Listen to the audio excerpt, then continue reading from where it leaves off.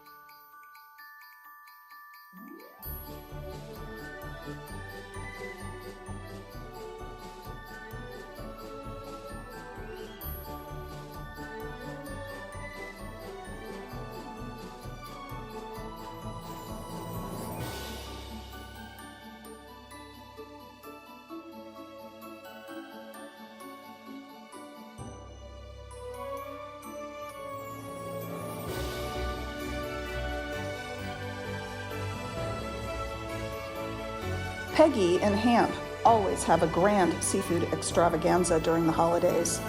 The special china you see here was given to Hamp's father as a gift from the officers of the Alaska Air Command and show his 3-star general rank as Lieutenant General.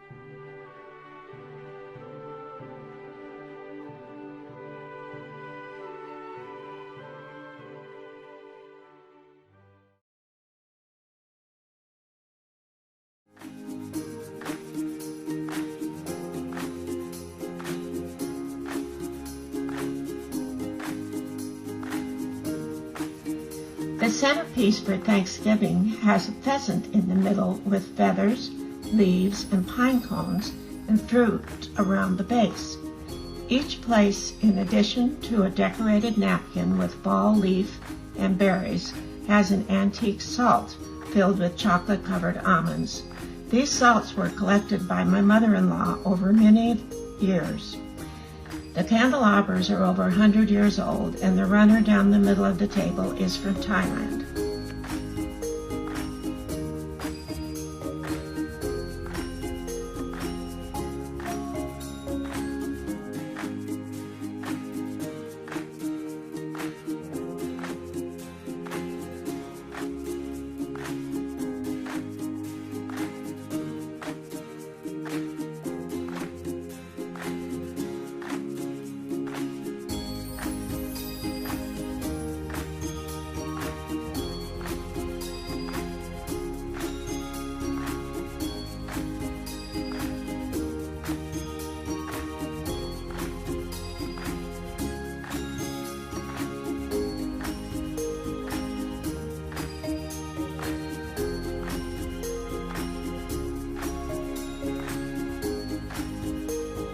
Priscilla Moxley often entertains. Her Thanksgiving centerpiece includes hand-blown acorns, which she places on her hunt table.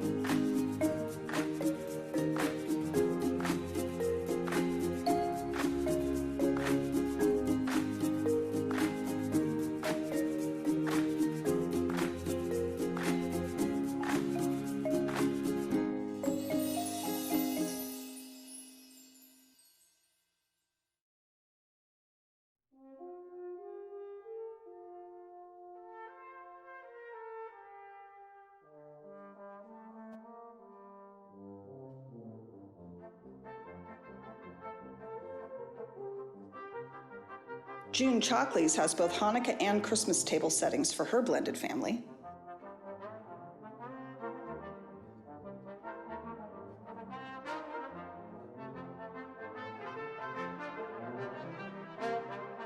Joy Kirsch opens her home to us as she and Toby Eisenberg explain some Hanukkah traditions.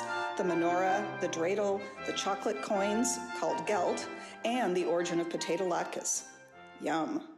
Joy, thank you so much for inviting us over for Hanukkah. This table looks lovely. Can you tell me what all these candle holders are for? Yes, these are yours and mine, collection of family menorahs that we light on Hanukkah. They're only used on Hanukkah. And we start with the tallest one, and we use that to light the others. We start with lighting 1 candle the first night, 2 candles the second night, 3 candles the third night, etc. And the reason for the 8-night celebration is that It's when when the temple burned down, they found a little lamp with some oil, and the oil looked like it would only last 1 night, but it lasted 8. And so that's what we're commemorating That's here. what the commemoration is, exactly, yes. And of course we have this wonderful wooden toys called dreidels, and we play them as a game. And there's 4 sides, and one is a winning side, and if somebody, they go like a top. It's Sort of, I'm bad just at like it. a top. But if you're good at it, you have a whole bunch, everybody has a bunch of candies to start with, kind of like hearts or spades or whatever. And if you twirl your top, your dreidel, to the winning side, you get to choose take other people's candy. Or money. Money. Well, that's the other thing we have on the table is Hanukkah gelt, which is, in this case, chocolate, but it could also be real money, coins, not dollars, never paper money. Never dollars, that's right. And yes, and these are just decorative, and the grandchildren love to open the Hanukkah gelt and get to the chocolate And they're inside. so hard to open that they only can eat one. Well, thank you. I believe you were going to put out some latkes, which are... Yes, I am going to get those out of the oven now, and you can maybe explain what latkes are while I get them out of the oven. Okay, well, latkes are special food that we eat at Hanukkah, and they're made of potatoes with eggs and flour, and we serve it usually with applesauce or sour cream, and they're fried in oil as we would expect something at Hanukkah to be done with oil. So it's equivalent to using the oil from the lamp. And we enjoy our latkes, and they're very tasty, and we usually use either applesauce or sour cream on the side, and it's quite delicious. So these are our potato latkes, and traditionally you would eat them with either applesauce or sour cream, and we discovered many years ago a favorite way of eating them was with sour cream and caviar, like you eat Bellinis, and it's quite wonderful, and so that's become a Kirsch family tradition. They actually serve that at fancy weddings. And Okay. Well, we just did it on our own. They stole our idea. They did. Just stole it. So this is our Hanukkah celebration. Happy Hanukkah, everyone.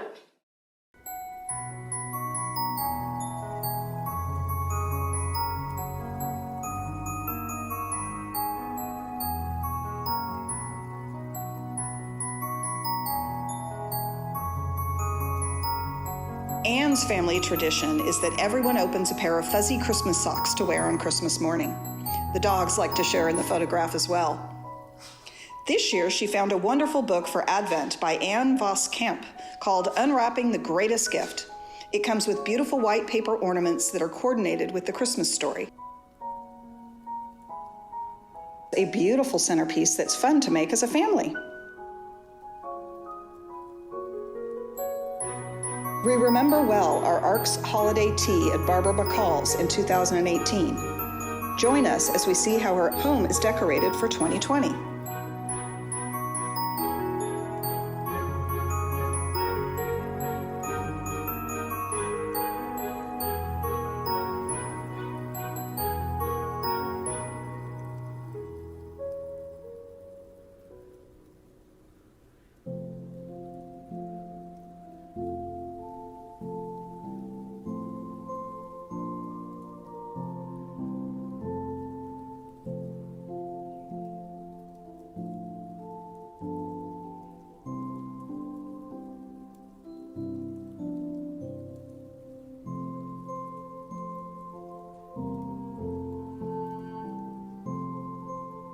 Last year, we were hosted by Candace Cole for our holiday party.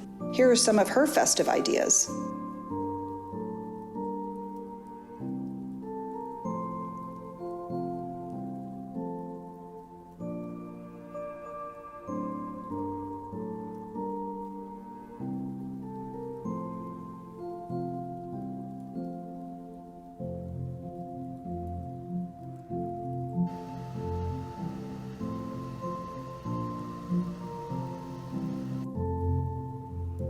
Connie Adelman has always wanted a Star of Bethlehem for her front door. A few years ago, her next-door neighbor and his elderly father surprised her by building an 8-foot-tall illuminated star. The light can be seen from blocks away. She loves her star and her neighbors too. My husband Pete decorates the Christmas tree every year, the weekend following Thanksgiving. He likes to do it by himself while I do other decorating around our home. Some of our ornaments were our parents'. Others we brought back from our travels to different places in the world. It is fun to see the ornaments and remember where they came from.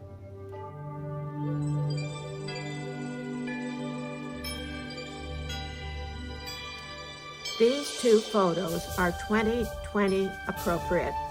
These ornaments were given to us by our oldest son who lives in Singapore.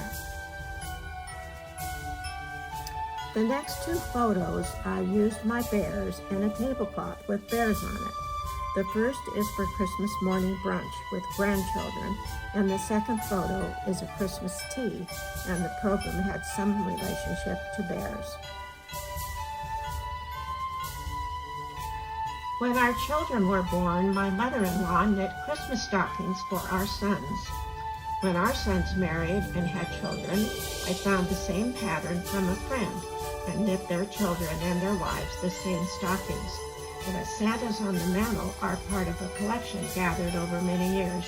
Most of them are handmade, a few are from foreign countries, and the Santa on the floor holds the Coke bottle when was given to us by the owner of Coke here in San Diego many years ago. The clock is over 200 years old and is an Eli Terry clock, and it still chimes every day.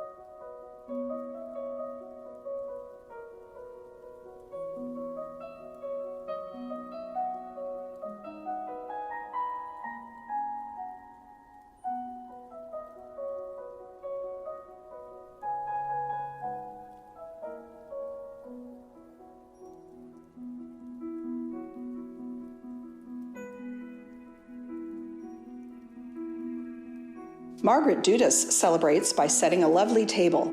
The table, chairs, and buffet have been in her husband's family for generations.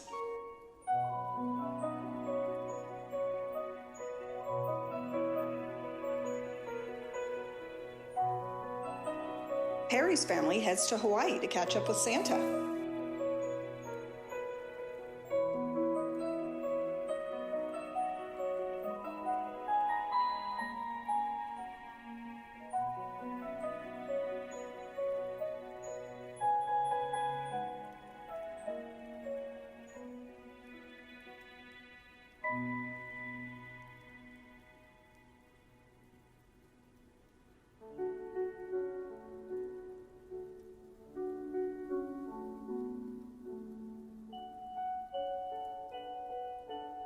For Christmas, Priscilla sets her dining table in the tradition of Williamsburg. Notice the Minuteman bronzes. This year, she made a traditional apple and pineapple tower.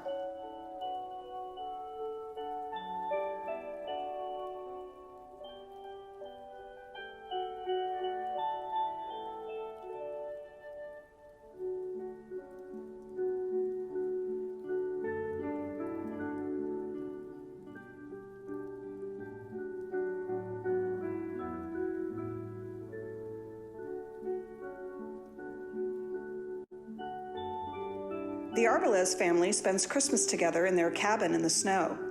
The family basset hound doesn't want to be left out.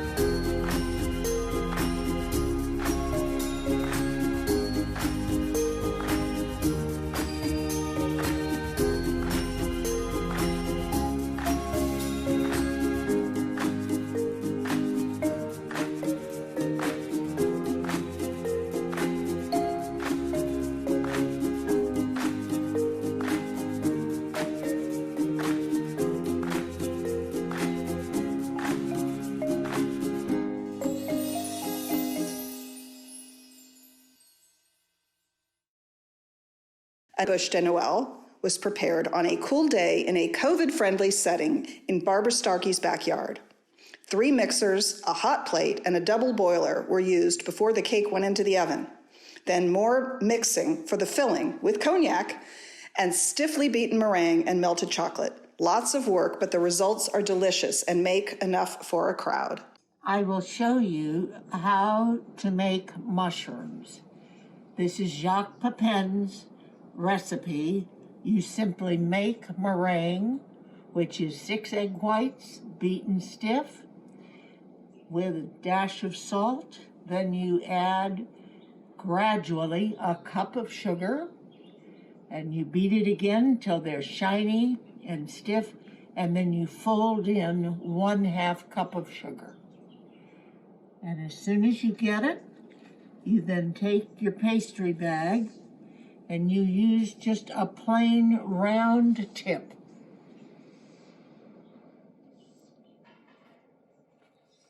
Now, This is meringue from the other day, so I'm just going to show you, and we'll see how it works.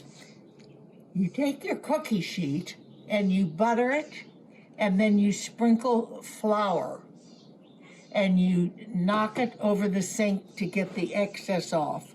This is to keep the meringue from sticking. All right, you take the round tip and you just point it down like this, and that makes the cap like this.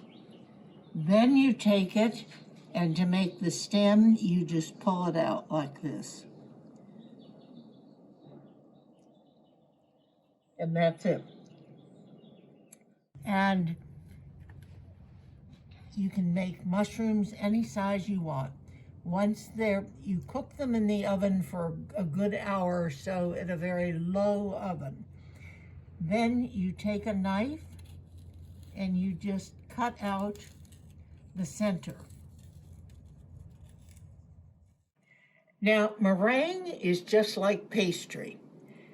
If you've done any pastry, pies, and so on, you know that pastry will not stick to pastry unless you take your finger and use water. Meringue is the same way. There is so much sugar in the frosting and in the meringue that it will not stick. So you do that, and then you take the dark tip in the pastry bag and you fill that center hole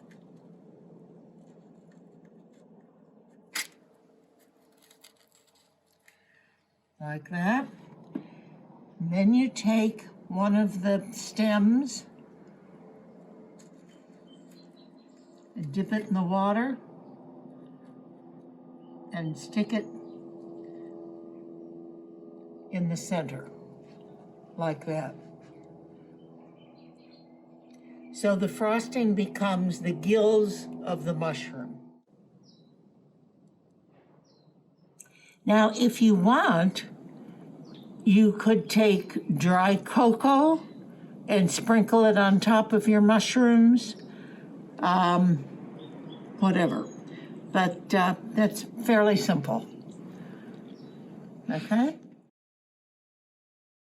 Now I have two recipes for Bush Noel.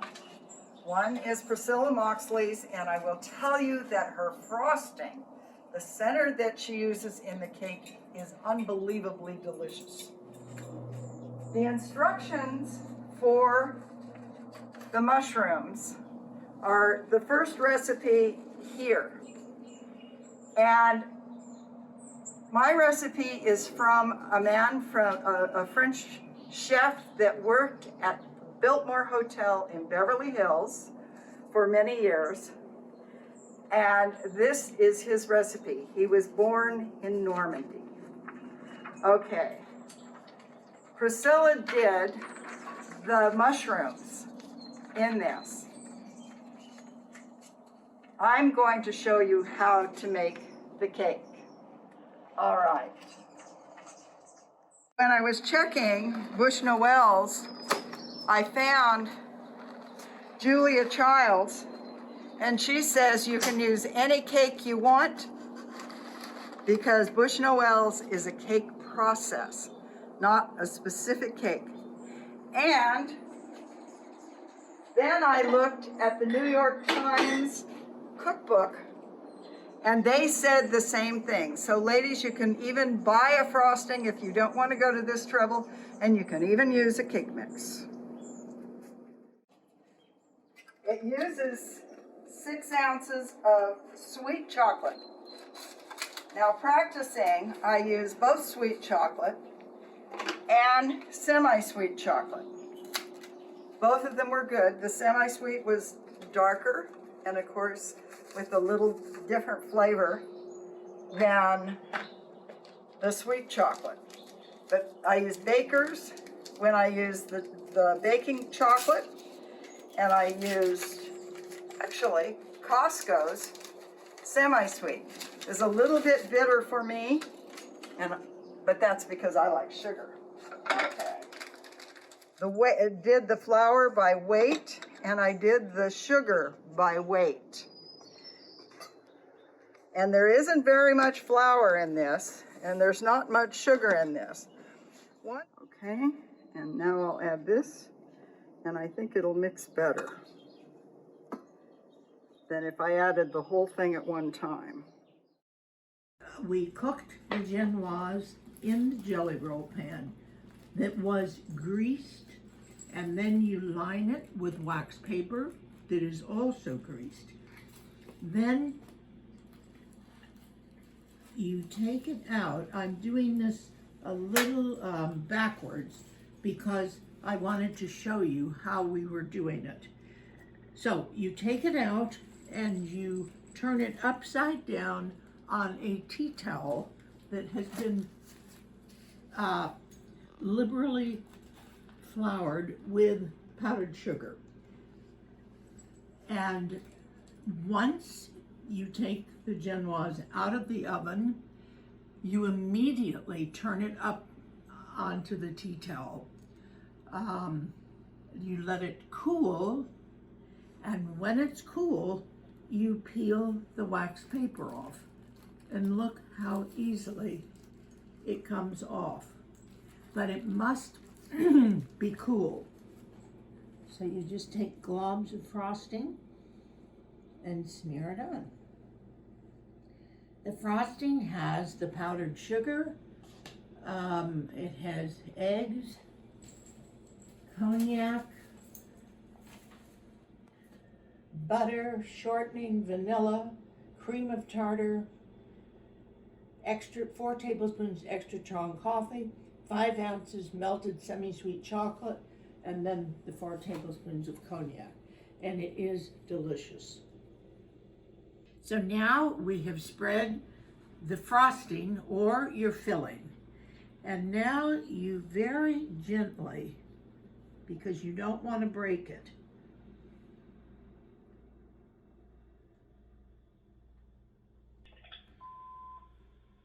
with the seam on the bottom. At this point, you cut the ends off at an angle.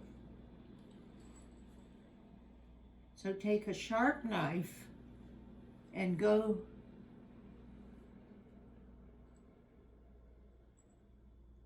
across like that,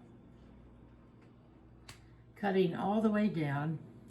You take that end and you put it right up on top and sort of press it in, and that becomes the knot on the log. You do the same thing down here,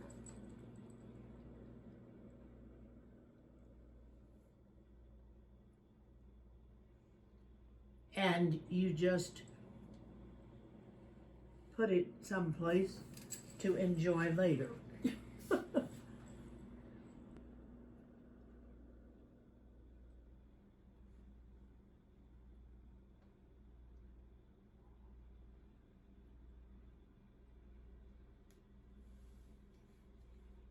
You do it rather quickly. Well and done. Be sure you've got the seam in your hand.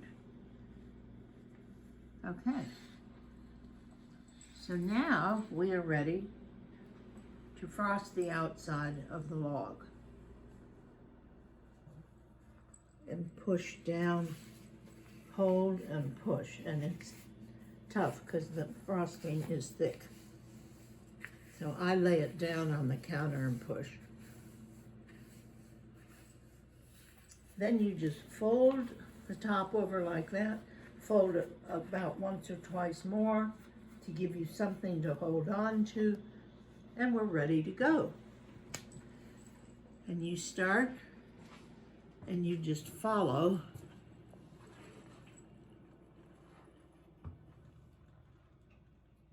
the form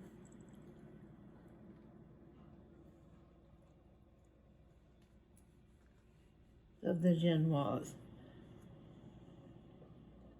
Once you have frosted the log, Then decorating is unlimited.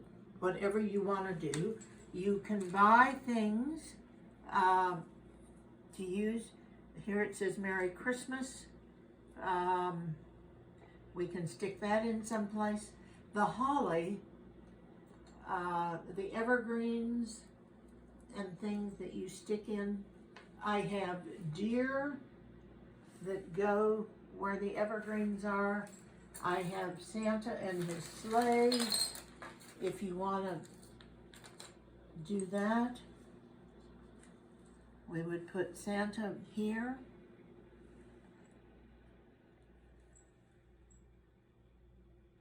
Should we do that? Sure. Okay. And then here are his reindeer.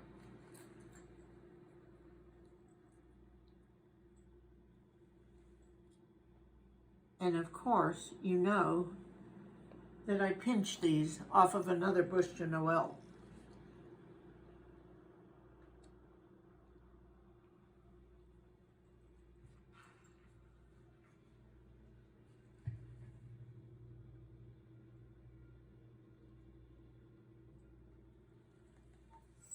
For all of our recipes, please go to our website. That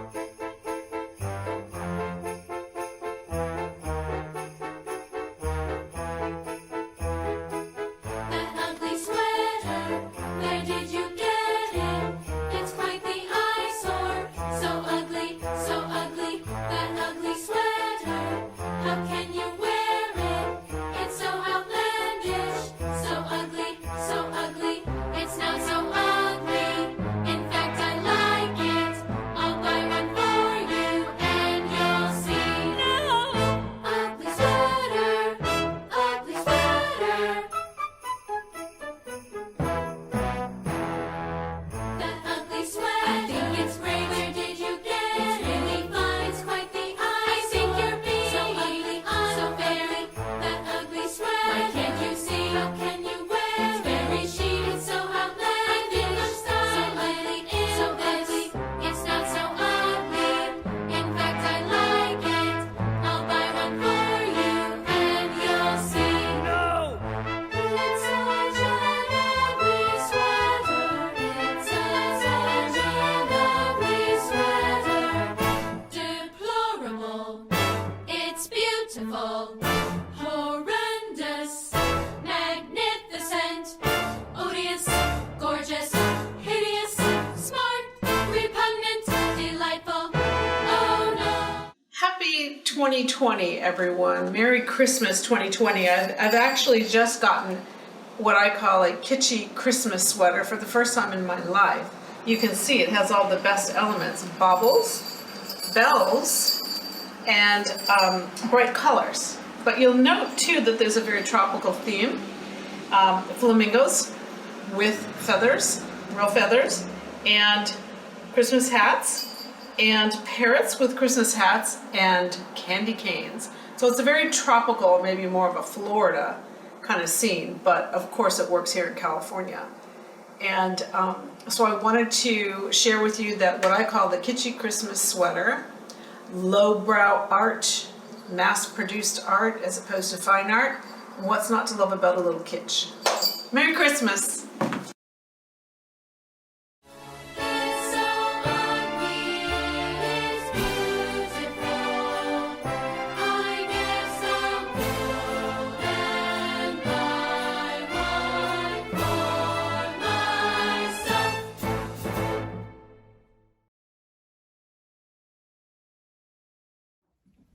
We would like to thank you for joining us this afternoon. It is our hope that we'll be able to gather in person in the near future. Until then, join our newest members as they toast our scholars and the new year. Hi, happy holidays. My name's Ann Morris, and I wanted to just have everyone raise a glass and toast to new beginnings. I'm so excited to be part of this group and hopefully meet you in person during safer days ahead, and just celebrate life and celebrate these scholars and how we can support them in their current and future efforts. Cheers. Greetings, new member Leslie Bruce here. I'm delighted to offer a toast to science this holiday season. If this past tumultuous year has taught us anything at all, it's that science is a mighty contributor to our safety and well-being. Without it, we couldn't have discovered ways to diagnose, treat, and now prevent this terrible disease known as COVID-19. Without science and those who pursue it on behalf of humanity, including the young ARCS-supported investigators, there would be no light at the end of this tunnel. But thanks to science, we can look forward to resuming our dreams. Science, I salute you. Cheers to our ARCS scholars. Congratulations for making it through this crazy year. Merry Christmas and happy holidays. Hi all, from Alexa Hudnut here in sunny Solana Beach. I'm enjoying this ARCS holiday event and just thinking of all the amazing scholars, past and future, who are keeping us connected, safe, and entertained during this pandemic.